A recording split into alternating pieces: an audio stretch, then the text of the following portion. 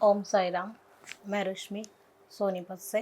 साईं बाबा के भगत तो नहीं कहूँगी, क्योंकि भगत बहुत बड़ी चीज़ होती है। भगत जो होते हैं वो बाबा को दिन रात भजते हैं। शायद उस ऊंचाई पे हम नहीं पहुँच पाए हैं, पर बाबा के बच्चे ज़रूर कहूँगी, क्योंकि बाबा ने हमारी उंगली को ऐसे थाम लिया है, ऐसे पकड़ा रखा है अपना हाथ कि हम कभी भी किसी भी मुसीबत में होते हैं, बाबा हाथ पकड़ के ऊपर की तरफ खींच लेते हैं। तो हम साईं के बच्चे हैं, और मैं भी एक साईं के बच्चों में से एक हूँ। बाबा से जुड़े हुए तकरीबन मेरे को 8 से 10 साल हो गए हैं। पहले मैं बाबा को नहीं मानती थी। मेरी सिस्टर हैं बड़े वाली, वो बाबा को बहुत मानते थे। उन्होंने एक बार मेरी टिकट कराई, तो मैंने मना कर दिया कि मैं नहीं जा रही। फिर पता नहीं कैसे क्या दिमाग में आया, मैंने कहा चलो मैं चलती हूँ। मैं आ गई, और आने के बाद मैं घर से जब चली तो मेरे जो आज मैं बाबा को मानती हूँ, जो मेरे लिए बाबा हैं, उस टाइम नहीं थे, सच बताऊँ तो वहाँ से आई तो मैंने वहाँ से सिर्फ यही बोल के चली कि बाबा कुछ नहीं, बस अगर आप बुला रहे हो तो मैं चाह रही हूँ मेरे को पूरी फैमिली के साथ आपके दर्शन करने हैं, क्योंकि पीछे से ये रहेंगे तो अच्छा नहीं लगता। मैं टूर के उससे आई थी बस कि मुझे बाबा के दर्शन करने हैं। तो बट मेरी टिकट हुई थी मेरी सिस्टर के साथ, मैं आ गई थी। आने के बाद यहाँ पे आए, रात को रुके, तो मॉर्निंग में जब फ्रेश होके हम गए बाबा के दर्शनों के लिए, तो उस दिन मेरा बर्थडे भी था। मेरा जब पहला यहाँ पे साई में दर्शन के लिए गई, उस दिन मेरा बर्थडे था। सबसे बड़ी बात ये थी कि बाबा के चरणों में था। मेरा सबसे बड़ा एक्सपीरियंस ये था। और फिर मेरी सिस्टर ने बोला कि आप अपनी विश मांग लो चावड़ी में मत्था टेकने से पहले। मैंने कहा विश मेरी कुछ नहीं है, बस ये कि मैं अपने फैमिली के साथ दर्शन करना चाहती थी, और कुछ नहीं। जब मैंने वहाँ पे मत्था टेका तो मैंने देखा मेरे पति पीछे से आके मेरे साथ में मत्था टेक रहे हैं, जो कि उस टाइम मेरे साथ नहीं आए थे, रात को फ्लाइट से आए थे, किसी को भी नहीं पता था। मेरी सिस्टर को सिर्फ उन्होंने कॉल करके बताया था कि उसको मत बताना। पता नहीं बाबा ने उनको कैसे, उनके दिमाग में क्या डाला, जो मैंने विश मांगी थी, या रात की रात उन्होंने फ़्लाइट पकड़ी और वो मेरे साथ यहाँ पे जब मैंने अपना मत्था टेका बाबा की चावड़ी पे, तो उन्होंने मेरे साथ टेका। मैं उसी वक्त समझ गई कि मतलब सच में बाबा एक, वैसे जो सब कहते हैं ना बस साईं बाबा है ठीक है, ये वो चीज़ नहीं है। ये बहुत मुझे आगे तक ले जाने वाले, जो मुझे चाहिए वो हैं, बाबा सच में हैं। फिर जैसे ही मैंने अंदर एंटर किया, मुझे चावड़ी में सच में मैं बाबा के सामने बैठी हूँ, झूठ नहीं बोलूँगी, ऐसा एहसास हुआ कि मैं यहाँ पे आ चुकी हूँ, मैं यहाँ पे बैठ चुकी हूँ, यहाँ पे मत्था टेक चुकी हूँ, बाबा से मिल चुकी हूँ। मतलब मेरे को ऐसा, मैंने बाहर आने के बाद सभी से अपना बताया कि मैं अंदर गई, तो मुझे लगा नहीं कि मैं यहाँ फ़र्स्ट टाइम आई हूँ, जबकि मैं फ़र्स्ट टाइम अपनी ज़िंदगी में यहाँ पे आई थी। इतना मतलब प्यारा सा अनुभव हुआ मेरे को, ऐसा हुआ जैसे बहुत दिनों के बाद बिछड़े हुए जब मिलते हैं ना, तो मतलब जैसे होता है ना कि अपने मिलते हैं तो एक अलग ही खुशी होती है, वो मैंने महसूस करी यहाँ पे। उसके बाद जब बाबा से जुड़ने के बाद तो फिर तो मतलब ये लगा लो, ज़िंदगी में देखो प्रॉब्लम्स तो अपनी सबकी होती हैं, वो हमारे कर्मों के अनुसार आती भी है जाती है, लेकिन उन प्रॉब्लम्स से बाबा ऐसे खींच लाते हैं, ऐसे खींच लाते हैं कि सच में वो एक्सपीरियंस मैं अभी आपको एक्सप्लेन करूँगी तो आपको पता चलेगा। फिर जैसे बाबा का सबसे बड़ा आशीर्वाद ये है कि हमें हर साल बुलाते हैं। बाबा क्षमा करना अगर कोई गलती, बाबा हमें हर साल बुलाते हैं, साल में 2 बार भी बुला देते हैं। चाहे हम किसी भी प्रॉब्लम हो, कोई फाइनेंशियली प्रॉब्लम हो, या बच्चों को मतलब ना लाने की प्रॉब्लम हो, पर वो एडजस्टमेंट कर देते हैं। हम हर साल आने लगे बाबा के पास।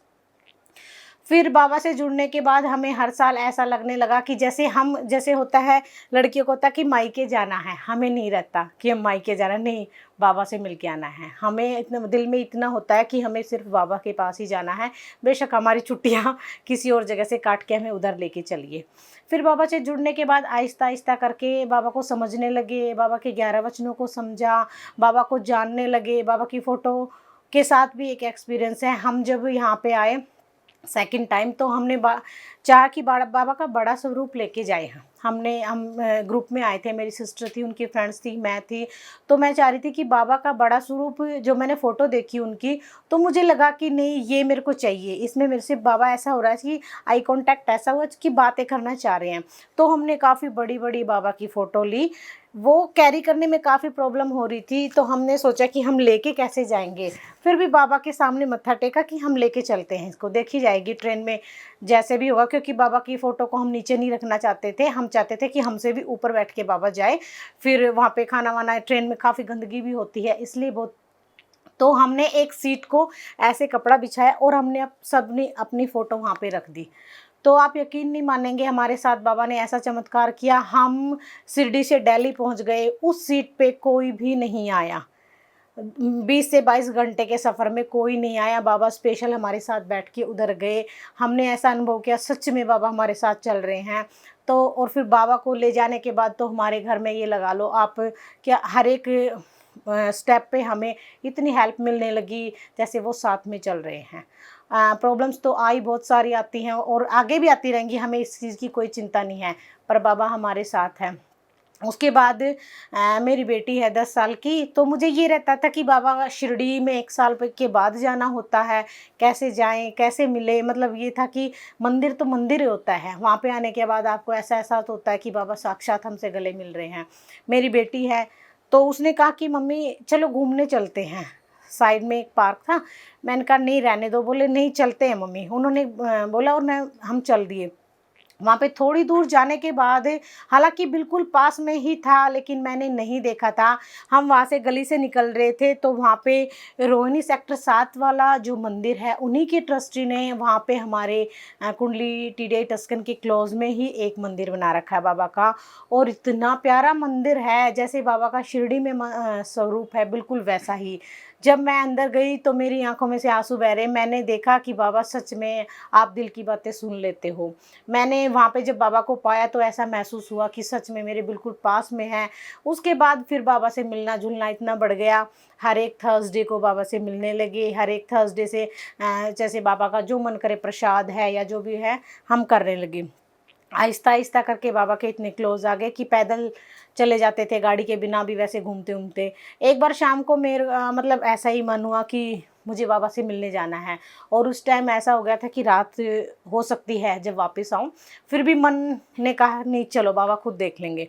वहाँ पे जाने के बाद जैसे बैठे, और आरती का भी मन था क्योंकि आरती बाबा की थोड़ी लंबी चलती है, तो वहाँ पे बैठ के मैंने सोचा बाबा है ना, सब देखेंगे। आरती ली बाहर, जब मैं उठी आरती लेके देखा तो बाहर बहुत अंधेरा हो चुका था, और अंधेरा होने के बाद मैंने कहा बाबा अब मैं क्या करूँ। तभी पंडित जी आए और उन्होंने मुझे एक कैलेंडर दिया ऐसे हाथ में कि ये इस साल का नया कैलेंडर छपा है, आप अपने साथ लेके जाइए। मुझे ऐसा एहसास हुआ कि सच में बाबा ने मेरी बात सुन ली और मेरे साथ चल दिया, अब मुझे किसी चीज़ का डर नहीं है। मैं बाबा को लेके, अंधेरा था फिर भी अपने घर आई और मतलब वहाँ पे स्थापित किया, और मुझे ऐसा एहसास होता है कि हमेशा मेरे साथ ही रहते हैं वो।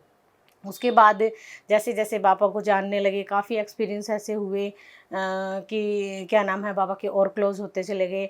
अभी 2 साल पहले ही मेरी सास को ब्रेस्ट कैंसर हुआ था, तो उसके दौरान ही मैं हॉस्पिटल में थी, बाबा के मतलब उनके साथ में थी। पर वो वहाँ पे मतलब काफ़ी ऐसा माहौल होता है, वहाँ पे पेशेंट्स होते हैं कि उनके बीच में रहना, उनको सँभालना, मतलब काफ़ी मुझे ऐसा महसूस हो रहा था कि मतलब बहुत हेजिटेशन सी हो रही थी कि यहाँ कैसे रुके, क्या करें।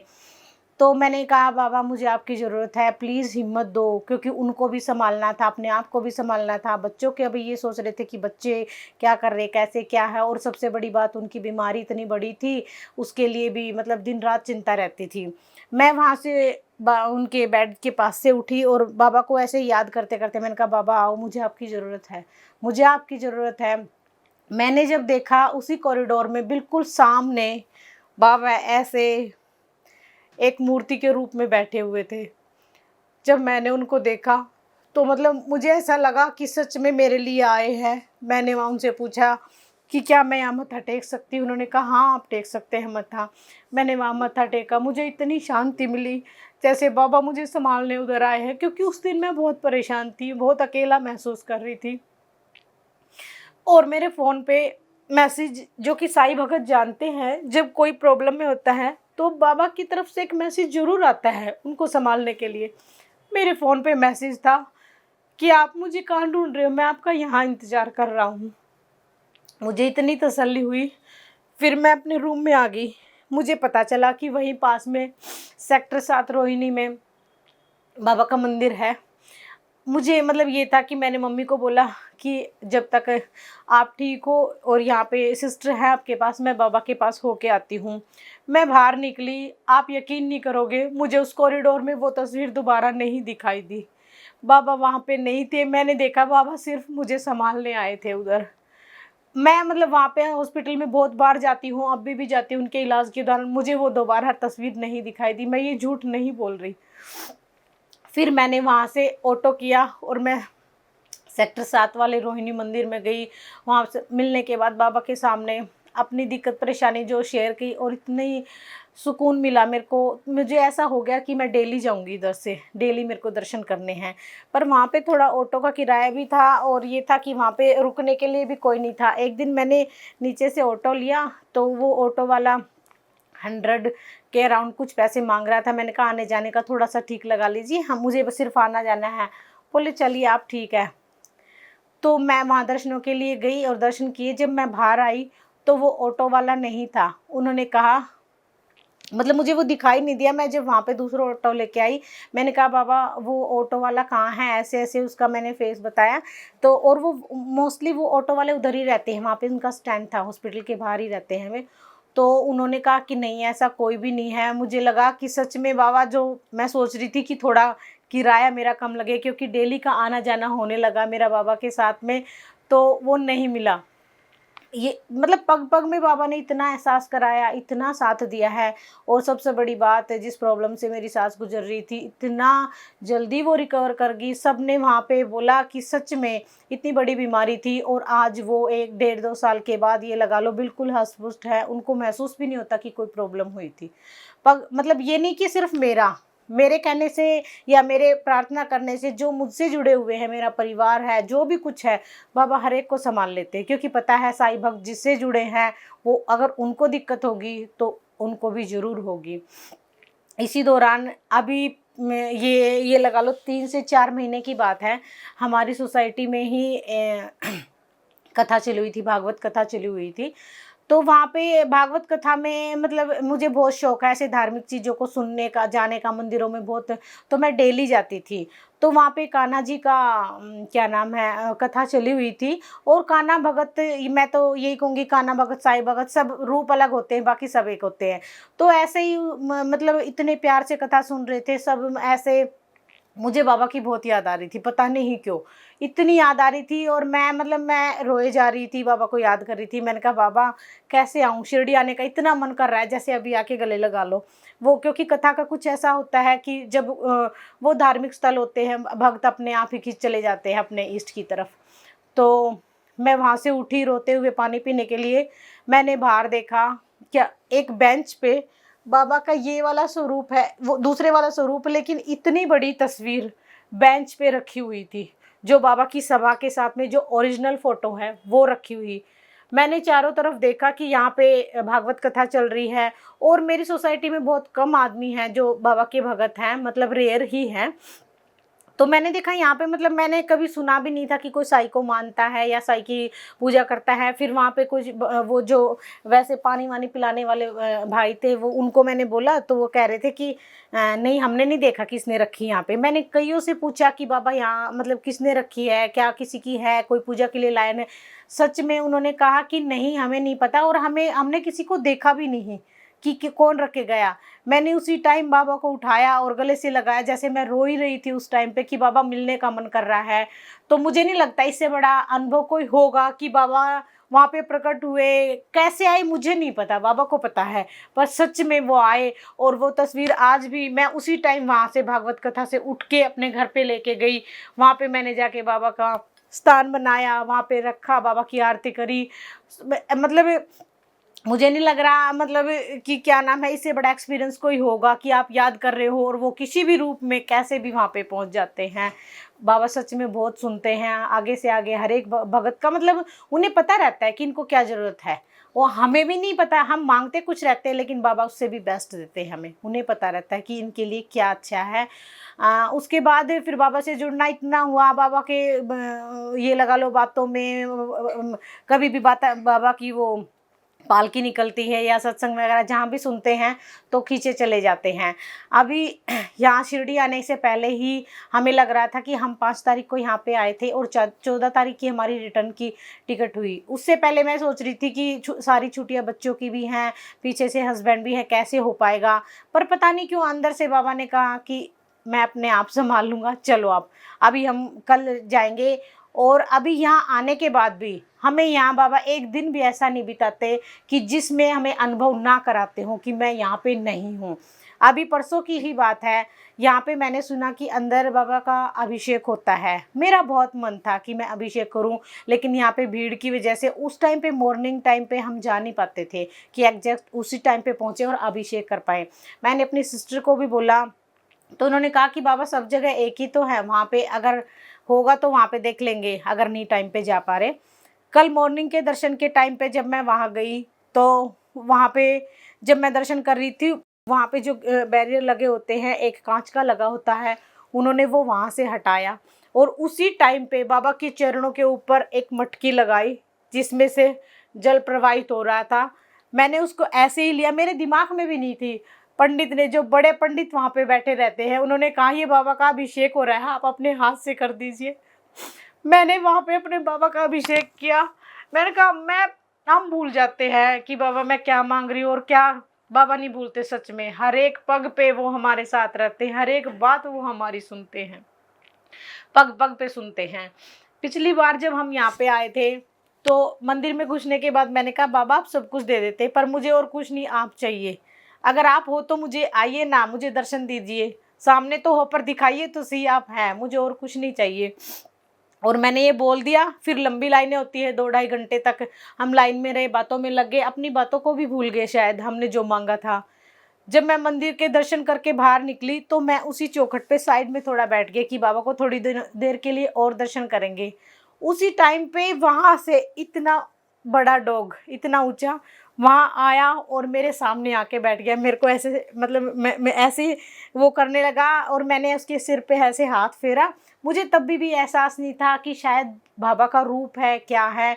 लेकिन जब मैं बाहर निकली तो मुझे याद आया कि मैंने क्या मांगा था और अचानक से जैसे आए तो मुझे सच में एहसास हुआ कि हो सकता है बाबा जी किसी रूप में मुझे दर्शन देने आए हों। तो सच में बाबा के एक्सपीरियंस कितने बताएं वो बहुत कम है, जितने बताएं उतने कम है, क्योंकि वो हर एक पग पे जैसे जीवन चल रहा है उसे हर एक पग पे हमारा साथ दे रहे हैं। मैं तो सबसे बड़ी बात है साई लीला टीवी का बहुत बहुत धन्यवाद करना चाहूँगी, जो उन्होंने हमें ये प्लेटफॉर्म पे ये मौका दिया कि हम अपने एक्सपीरियंस शेयर कर रहे हैं। और सच में ये बात झूठी नहीं है, लेकिन विश्वास के साथ अगर आप बाबा को मान रहे हैं या किसी भी रूप में मान रहे हैं, आप किसी भी रूप में मान रहे हैं, विश्वास के साथ मानिए, वो आपके साथ है, आपके पग पग, आपकी मुश्किलों में, आपकी खुशियों में। बस उसको एहसास कराइए कि हम आपके भगत हैं, आपके बच्चे हैं। निस्वार्थ भाव से बाबा के साथ रहिए, वो आपको कभी नहीं हारने देंगे। ओम साई राम। आओ साईं, मेरे साईं, साईं बाबा। मेरे साईं, मेरा विश्वास।